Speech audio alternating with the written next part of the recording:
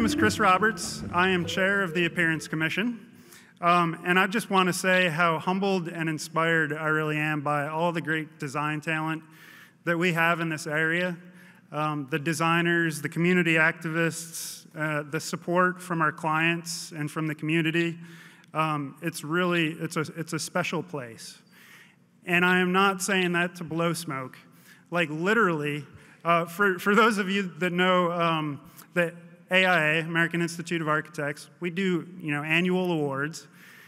And when we get to the state level, so there's 7 chapters in North Carolina, we're part of AIA Triangle. When you get to the state level, or even the South Atlantic region, which is North Carolina, South Carolina, and Georgia, the lion's share of awards always goes to the Triangle. And that just speaks volumes of the design talent that we have here in this area. And it's just really special to be a part of that. So glad to be here with all of you tonight. I'd like to make a few acknowledgments before we get going. First, I'd like to introduce the Vice Chair of the Appearance Commission and also the Chair of the Awards Committee for this event, Adam Walters. Megan Beach, also a member on the Appearance Commission. She'll be helping tonight hand out awards and give presentations. We've got a tremendous group of city staff behind us to help put on this event as well. Keegan McDonald, Brittany Waddell, Katie Dombrowski, and Ratonda Young. So please give them a round of applause. And our sponsors, LaChase Construction and Design Workshop, thank you guys for your support. You guys help us elevate these events to a level that we wouldn't be able to do otherwise, and we really appreciate you being here for us. I'd also like to acknowledge, unfortunately she couldn't be here tonight, but the award certificate designer is Meg Elizabeth Finn. She is a visual merchandiser for Deco Raleigh and has been selling her collage art from vintage ephemera since 2008. And if you have the chance to see one of these certificates afterwards, they are really beautiful. She actually did one by hand, and it's a real collage, and then it was replicated after that. So really fantastic work. I'd also like to recognize our council member, Stormy Fort. I'm not sure if Stormy is here yet. Stormy is our liaison for the Appearance Commission back to City Council, and we just get such great support from City Council. I just want to thank her for everything that she does. And then finally, I'd like to introduce our mayor, Mary Ann Baldwin, and thank her as well for all the support that you give our commission. Mary Ann is so passionate about the built environment and making sure that we're making Raleigh a better place. She's been a huge proponent of great design in the area. And so without further ado, Mary Ann Baldwin. I can't tell you how happy I am to be here in person with all of you. And what Chris said, having worked in the industry, these awards mean a lot to me personally, but it also means a lot for our community because it really recognizes the good work that you all do. We gather each year with our design and development community, really to celebrate where we're going, where we've been, and how we can continue to maintain excellence. When I look just outside, Raleigh Union Station wasn't here, 6 years ago? Look at what we have here. Look at the Dillon. Look at the skyline that's developing. It really is a different Raleigh, and all of you contribute to that. I want to thank the members of the City of Raleigh Appearance Commission who give their personal time and expertise to advocate for and educate the public on design standards in the community. It's an important role, and part of what they do is also educate the design community so we can all be better. We have 15 appointed members on this board, and I will tell you, they work tirelessly with our staff to make sure that this event is a success. I also want to acknowledge and thank the event sponsors. Chris, you did that, but your support is what makes it possible for us to all come together and honor everybody today. So, each of the projects we'll hear about this evening demonstrates creativity, it honors innovation. What we're really looking for too is we want to see some tradition, but we also want to see how you're all leading us forward. I love to see how we can imagine new and transitional uses for our spaces and then make it a reality. It's really about bringing our city to life, and you've done a good job. So thank you. I'm going to hang around a little bit and help hand out awards to start, and I can't wait because it's going to be fun. Okay, so before I get started, the last thing I want to do is I just want to recognize the jury that we had for 2021. We had 11 people on this jury, and we spent 5 hours looking through and deliberating, and it was a wonderful experience. We had 4 Appearance Commission members, as well as representatives from the Arts Commission, Environmental Advisory Board, the Parks Board, Planning Commission, Raleigh Historic Districts Commission, and 2 non-commission members. We had Duke University's landscape architect, Mark Huff, and Nick Neptune from Wake Up Wake County. So it was quite a group of folks that all brought our heads together and really were passionate about looking at these projects deeply and thinking about them. So thank you to the jury. And with that, let's get started. So our first category tonight is community impact. Awards in this category are given for groups or individuals who have created and implemented projects of any scale that enrich the quality of life in Raleigh through design. Because of the varied submissions that we got in this category, we actually picked 2 winners. One is for an individual and one is for a group. Our first winner in the community impact category is Gretchen Sedaris. Gretchen, could you come on up and accept your award? Gretchen Sedaris is the city's horticulturalist and is retiring this year after more than 15 years with the Raleigh Parks Department. Gretchen has made an extraordinary contribution to the city throughout her career. Gretchen brought cutting-edge thinking to the city's team of gardeners, including planting design, designing for maintenance and water conservation, dramatically reducing the use of herbicides and pesticides, and fiercely combating invasive species, promoting pollinators, and creatively and whimsically incorporating native plants and perennials into hundreds of landscapes across the city. Her team now grows over 50,000 annual and perennial plants each year in the city's greenhouse. Thank you so much, Gretchen, for everything you've done to support the beautiful city we live in and mentor a generation of people to carry on your work.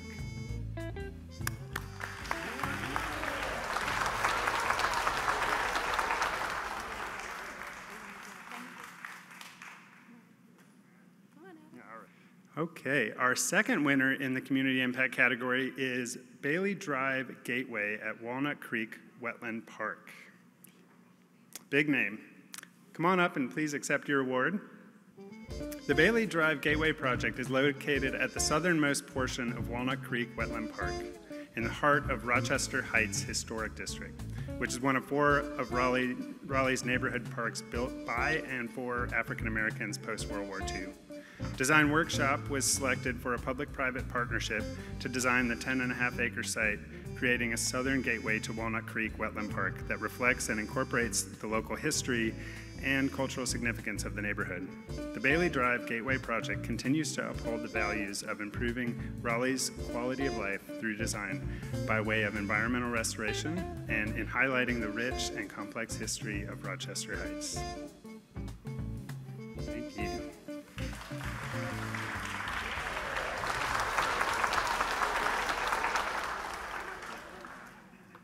The next category is commercial projects. Awards in this category are presented for all types of new retail, office construction, or adaptive reuse that may include industrial, warehouse, corporate projects that have a positive impact on the city's visual environment. This year's winner in the commercial category is Trophy Brewing Company for their expansion of Trophy on Morgan Street.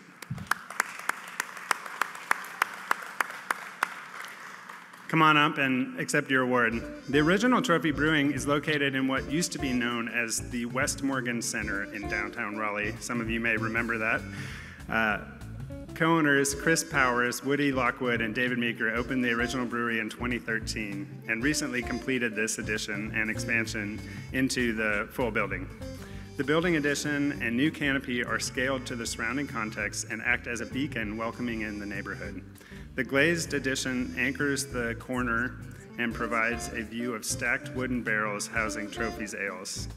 The structure is topped with a green roof and solar panels. The site boasts an improved outdoor gathering space and enhances the pedestrian experience along West Morgan Street with wider sidewalks, plantings, and street trees. While the brewery has expanded to multiple locations, the reinvestment in Morgan Street location and the adaptive reuse of the existing buildings make this project unique. All right, congratulations.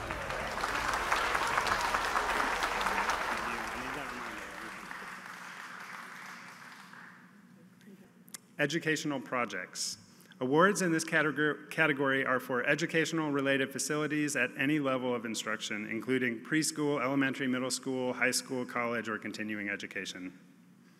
This year's winner in the educational, I say this year, it's actually 2021, I have to remind myself that.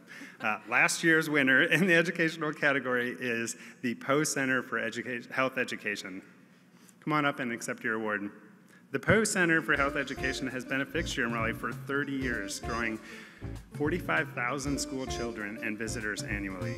Recently, the Poe Center has been working to bring the inside out so that guests are greeted with captivating artwork that promotes healthy choices. Their additions include a striking 2-story mural, large-scale metal sculptures, and a collage of brightly colored life-size decals depicting Poe's 9 health program areas. In addition to beautifying the campus, the public art is an innovative approach to health education.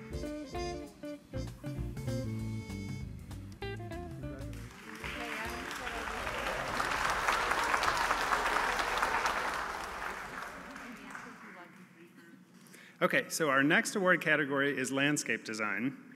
Awards in this category are for projects that exemplify an integrated approach to resource conservation, a respect for existing features on the site, and significantly preserve Raleigh's natural features and trees, including exemplary design of utilitarian site elements transformed into public amenities.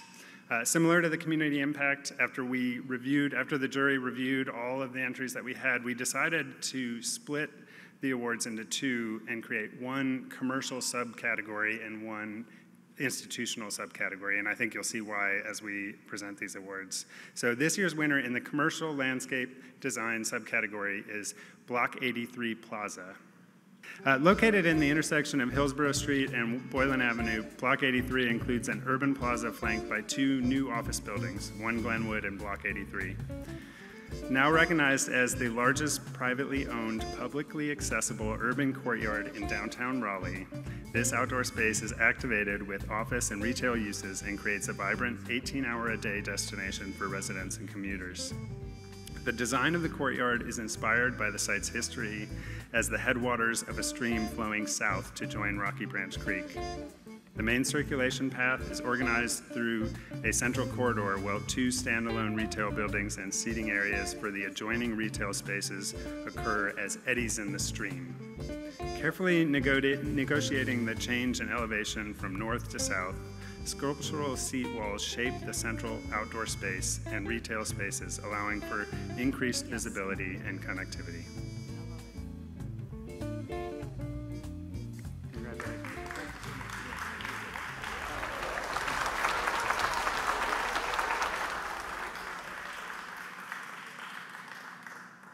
So for the second category, a reminder that is the institutional landscape design, our second award goes to Fitts-Woolard Hall on the NC State Centennial Campus. Come on up and accept your award. I think it's actually, may be the same people, but may include some others. Fitts-Woolard Hall is the newest engineering building on NC State University's expanding Centennial Campus and sits prominently on the main oval north of Hunt Library. The design approach was to create distinct landscape features that exhibit and feature engineering concepts while facilitating social interaction. A plaza to the southwest integrates the building entry, exterior seating, and study spaces with stormwater, topographic shelves, and concrete materiality. The plaza to the northeast integrates the combination of materials with softer natural elements while allowing views into manufacturing labs. The step pool along the eastern side of the building processes stormwater in a manner that demonstrates the benefit of harnessing nature.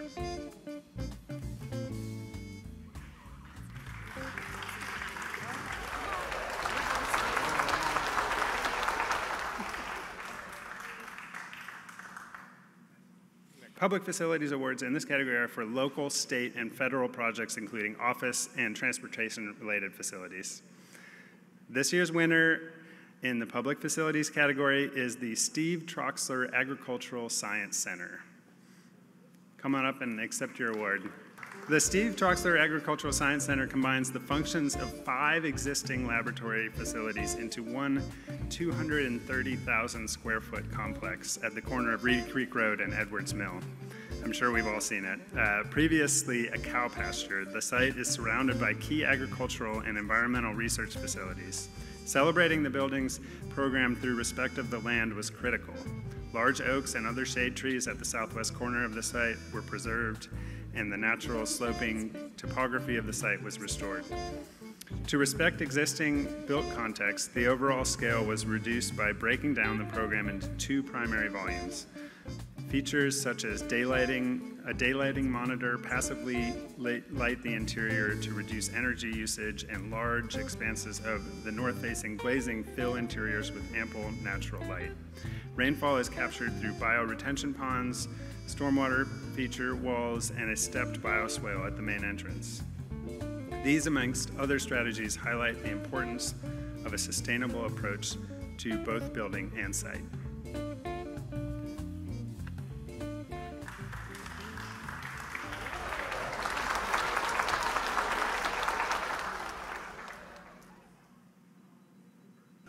I am presenting the Public Spaces Project Award, and it's located at 505 Martin Luther King Boulevard, hint, hint. It is for the John Chavis Memorial Park. Chavis Park was truly a community project. The design and construction incorporated lots of community input and involvement. One of the most critical elements of the project was the restoration of the old carousel building, which was beautifully preserved and now serves as a space to host community events. The new community center thoughtfully reflects the storied history of the park.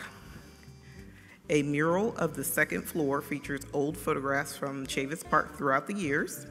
The design included an exterior patio that has a stunning view of downtown Raleigh. The park amenities include a splash pad, a state-of-the-art playground equipment, and an outdoor stage for concerts and live music. On any day of the week, you can find this park bustling with people from all over the city. This project gained a LEED Silver certification, and it's one of the key features is a silver cell system that captures and cleans rainwater. So, let's give celebration and thanks and congratulations to this beautiful gem in our city.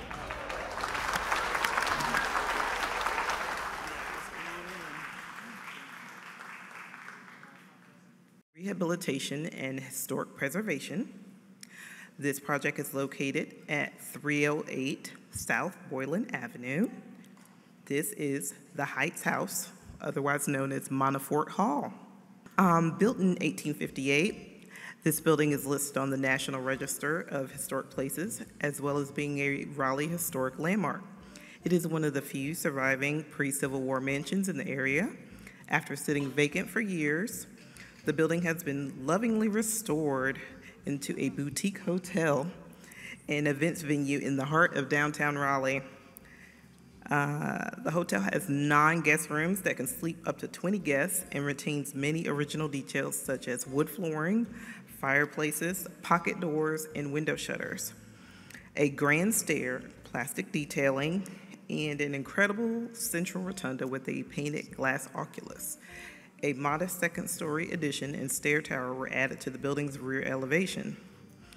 This allows continued use of the building in a way that made sense and also respects the historical context and architectural integrity of the building.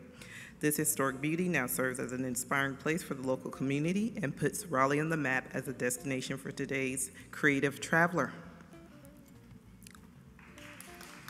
Applause.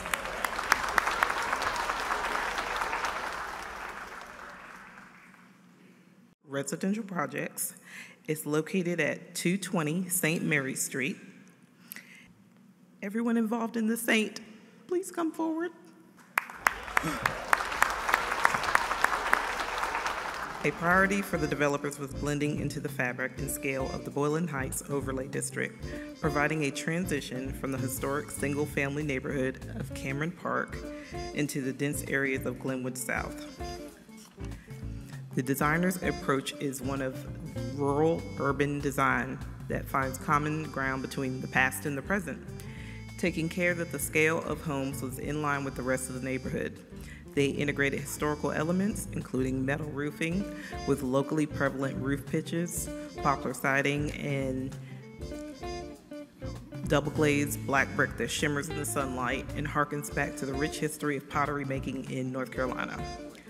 During the initial community layout, special attention was given to streetscape continuity with the surrounding neighborhood. Fusing art and function, these striking exteriors pay homage to Raleigh's storied history of modern architecture with innovative design elements. All of these elements come together harmoniously to create a complete architectural composition that is the Saint. Applause!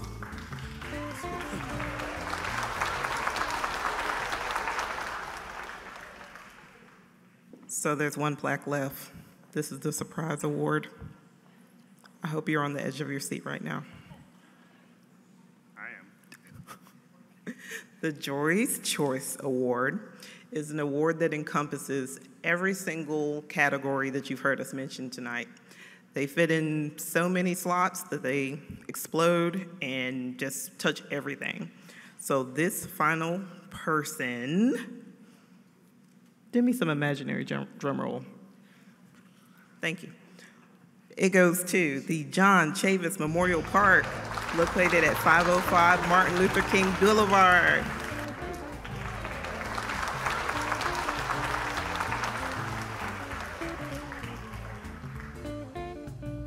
Again, glad to see everybody here tonight, and congrats again to all of our award winners. You may have noticed I started a new hobby tonight. My Venmo is Chris Roberts Appearance Commission. So if you want any photographs that I took, that's how you're gonna have to get them. So I'd like to take this time too to let everybody know about our Legacy project. This is another project put on by the Appearance Commission. And that is being chaired by Martha Eberly and Will Gaskins. Raise your hands, guys. So this is a project that is, the goal is to fund community-focused projects that really enhance the quality of life and the city appearance and pay respect to the history and the legacy of Raleigh.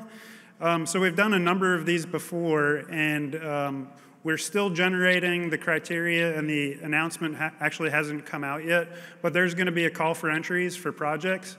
So keep your eye on that.